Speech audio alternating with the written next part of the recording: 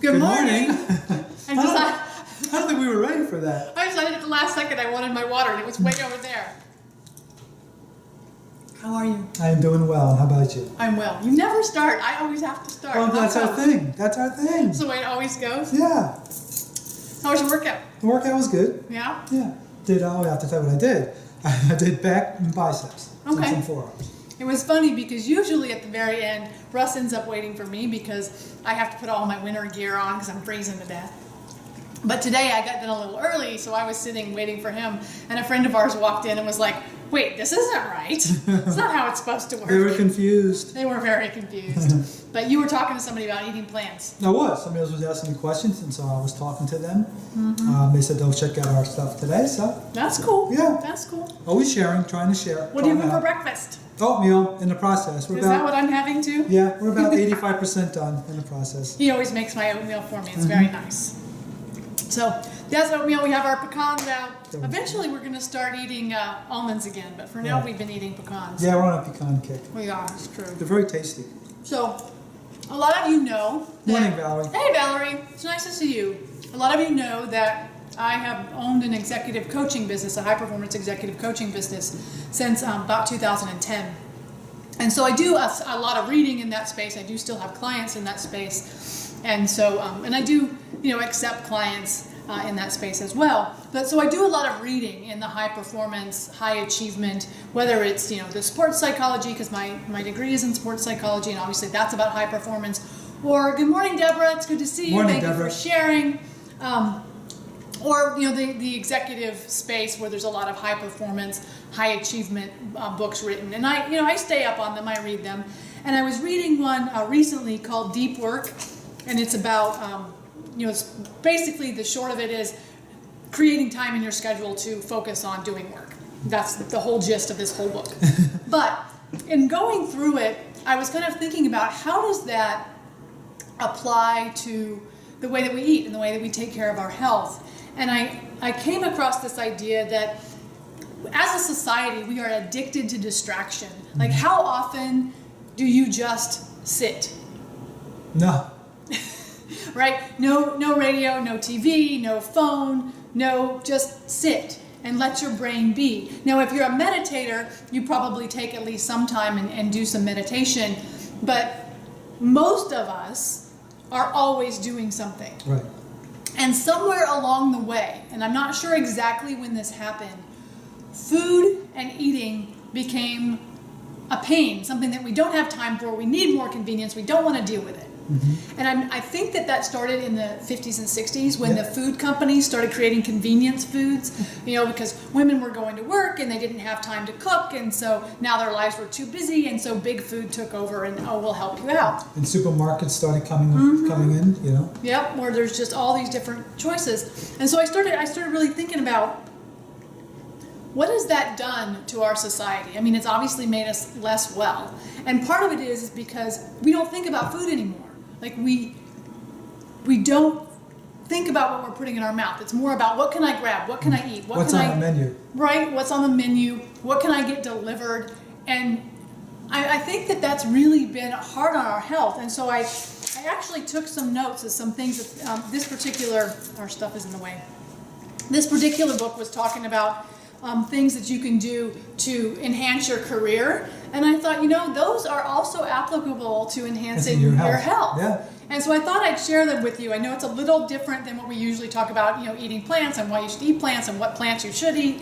But I thought that it would be helpful because I know a lot of you have been saying to me, hey, Robin, we'd love more of your psychology around this. So this is one of those high performance achievement type things that I think you can apply. So I'll give you some tips. The first thing that they say is focus on what's wildly important to you. And I think that when you start asking people what's important to you, and I've done this, obviously in my coaching business, I've done this, how far down the list do they get before they say health? Right. And that depends upon how sick they are.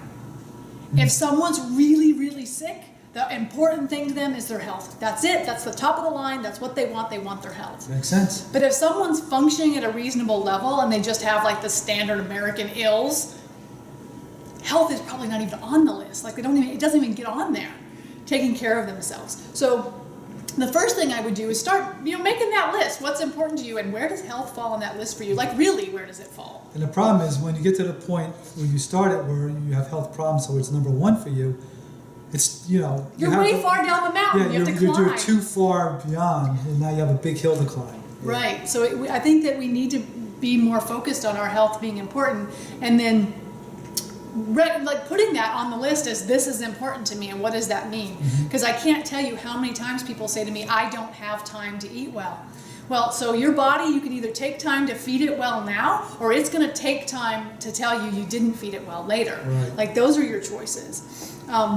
It should be the number one thing above everything else, because everything else you can say is dependent on you being healthy. Right. Being able to earn a living, being able to take care of your family relies on you being healthy. And then the thing you do after that, once you've kind of decided, yes, I'm going to make this a priority. And if you've taken our survey, our health survey, one of the questions that I ask on that health survey is, how important is your health to you? And it's interesting to me to see people put, like, so on a scale of 1 to 10, I've had people put 3. Like, your health is a 3? Like, so I think that's an interesting thing. And then I've never had anyone say it's a 10. Yeah. Never. Now, It's a 10. there is a psychological phenomenon where people typically do not use the end of scales. Like, if you give them 1 to 5 range, they'll use 2, 3, 4. If you give them a 1 to 10 range, they'll use 3 through 8. So that could be, that phenomenon could be happening. But I've never had anyone in our survey ever say that their health is a 10 in importance in their life. That's interesting. Yeah, which is interesting. So you have to kind of make that decision. A, where does it fall in your importance? And then B, okay, if that is important, how are you scheduling your time for that, and what does that mean? And I think that I would encourage you to start thinking when you eat. I think that too often, and this goes back to the distraction idea, too often we're so busy focusing everywhere else on everything else that eating becomes this unconscious, I just got to put calories in because I feel like I should. Yesterday, I got so busy working, I ended up not eating lunch or dinner yesterday. And I woke up this morning and I'm like, I should be starving. I just fasted 2 days in a row, and I'm really not. And it's interesting to how your body learns to say, hey, I need nutrients, or no, I'm okay, when you start paying attention. And I feel like most of the people who come to us to work with us, when they first start out, they don't know when their body's saying, hey, I need nutrients. Like, they don't have that awareness. And I think that comes from the distraction, that they always have so much else going on that it becomes just calorie intake. Itchy nose, sorry. And I also think people blindly believe that when they order something at a fast food restaurant, or when they go to even a nice restaurant, they order the food, that all the nutrients they need are magically in that food. I think that's just a perception that people have. Yeah. And they don't realize that the lack of nutrients that are in these foods, and the bad stuff that's in them. So not only does it not have all the nutrients it needs, it has bad things that are hurting your body. Right, in addition. And that's even for a fine restaurant. That's not limited to fast food restaurants. Have you ever heard a kitchen in a fine restaurant? The amount of butter they use and lard they Oils, use. butter, lard. They care about how it tastes and how it looks. I mean, the finer the restaurant, the more likely they rub bacon fat on the baked potato. It's true statement. So it's a true statement. So I guess I would encourage you to kind of consider that when you are eating. Are you consciously eating? Are you being aware of what you're putting in your mouth and whether it has nutrients in it or not? Dr. Greger from the book How Not to Die has a great way of saying it, that every eating opportunity is the opportunity to eat nutrients. And if you choose to eat something that isn't nutrient dense, that doesn't have nutrients for your body, you've lost that opportunity. The opportunity cost, which is an economic idea, is that everything you put in your mouth has a cost, because if you eat that, then there's not room in your stomach to eat something else. And so we have to be aware. And I think that's part of what we're trying to do, is just help educate you and be aware of the choices that you're making, and that you are making choices. Every single time you put something in your mouth, you are making a choice, either consciously or unconsciously. And I think that the addiction to distraction has made it much more likely that people are eating unconsciously, which is leading to poor health, not paying attention to their health, not caring about their health, and then ultimately being in a situation where they're like, man, I should have paid more attention. Right. So, did you have anything about that? I mean, I know you didn't read this book. This isn't No. a Russ kind of book, but did you have anything you wanted to add to that? No, I think I added what I wanted to. So. Okay, let me see. What did I? So I actually wrote some questions down here, and these are questions that you can think about or ignore or whatever. But what benefit does this thing that you want to eat have? Is it pleasure? Is it nutrition? Are you just looking to feel full? Are you looking for energy? And then I have, what is the opportunity cost? And if you eat it, what are you missing out on eating? And that's an interesting thing too, and I think we need to have a conversation about that at some point, is this whole idea of people feeling like when they eat healthy that they're missing out. Right. And when I say what are you missing out on, I mean what nutrients are you missing out on? Right. Because I think that's a bigger issue. But a lot of people come to me and say, I feel so left out, like everybody else is enjoying their food and I can't have it and I'm missing out on that. And that's a conscious thing that needs to be worked on internally. Interesting about that is what's happened to me, and I think you've talked about that as well, is now when I see people eating the foods that I used to think is, like for instance, I used to love pizza. And now I see somebody eating a pizza with all that cheese on there, and I don't get this sense of missing out. I get this sense of horrifying, like they don't even understand. They don't know what they're doing. What they're doing to themselves. Yeah, absolutely. And maybe that's because of how long we've been doing this now. That's reversed. It's changed. I no longer feel like I'm missing out. I look at it as, I wish I could tell them. Yeah, I wish I could tell them and not get into an argument. Right. Just Even help when them we out. go out with friends and I see them order things that I used to order, like salmon covered in butter and lemon sauce and whatever. It still smells good to me. I know you don't think it smells good. It still smells good to me, but I'm like, oh, you shouldn't eat that. That is not a good option. So when I say missing out, I'm talking about nutrients, not about the psychological, disappointment that some people feel when they see other people eat yummy things. Right. And the other question that I wrote down here is, how does what you're getting ready to eat relate to your goals? And that goes back to you're focusing and paying attention to your health goals and where you're trying to get and making that conscious choice every single time. And I know I get that we all get decision fatigue, where there's so many decisions you have to make that the last thing you want to do is make a decision about food. But I feel like we need to find other places to cut back on our decisions and make decisions easier than what we're eating, because obviously when you outsource the decisions about food to big foods, you're going to get food meant to make them money. Good morning, Adele. It's good to see you. Adele. Thank you. And another thing to keep in mind too is when you first start trying to switch over to anything, I don't care if you do one of the fad diets or you do what we do.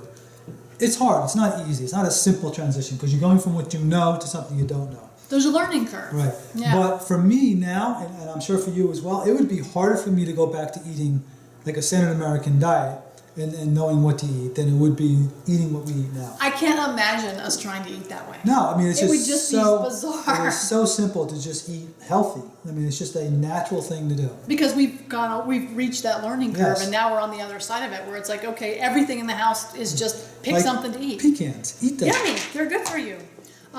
So yeah, that would be the thing I would suggest, and this again comes from my high performance coaching background. Focus on what's important to you. Decide, I guess, does your health matter? Where does it fall on the list of things that matter to you? And then start making choices that are conscious in regard to that. And does that mean that every single day you're going to make every single conscious decision and you're going to be like, okay, I'm 100%? No, it's going to be a challenge, and that's okay. And it does get easier over time. It does. It Absolutely. really does. We haven't been 100% for a year yet. Not quite, almost though. Yeah, I think we're within a couple of months. I know at Christmas last year we were still maybe 95% at Christmas last year. I might have had a piece of cheesecake on Christmas. I think you did last year. I did, yeah. Yeah, so we're still not a year out from being 100%, and I can tell you it's so much easier than it used to be. So Right. that's what I wanted to share with you. If you guys have questions about this and the distraction and the decision fatigue and creating goals and whatever, we're more than happy to help you with that. You can join our website at rnrjourney.com and ask questions on the community page, and we can engage in the conversation there. You can also book a consult with me, and I can help you talk through it, both as a high performance coach and as a person who has a little bit of wisdom about nutrition. I'm happy to have those conversations. You can do that at the She's RNR. kidding. She's got a lot of wisdom about nutrition. You can go to the rnrjourney.com and the services page and just book a consultation there, and we'll set that up. Let's see, Valerie. Russ, did you have to say cheesecake? I know, It right? used to be my favorite. It was his favorite. It used to be my His mom favorite. used to buy it for him all the time. Yeah.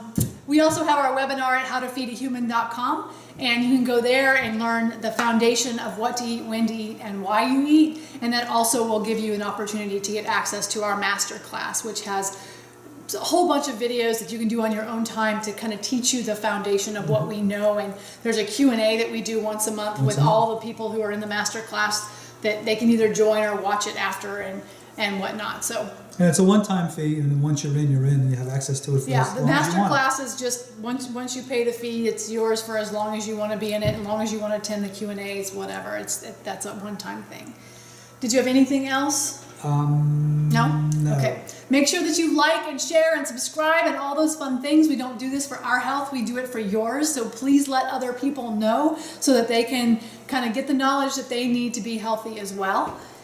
I think that's all I've got. Okay. All right. We're going to go eat breakfast. So with that, we will say, eat real food, Mostly plants. Have a great day, guys. Have a good one. We'll see you tomorrow.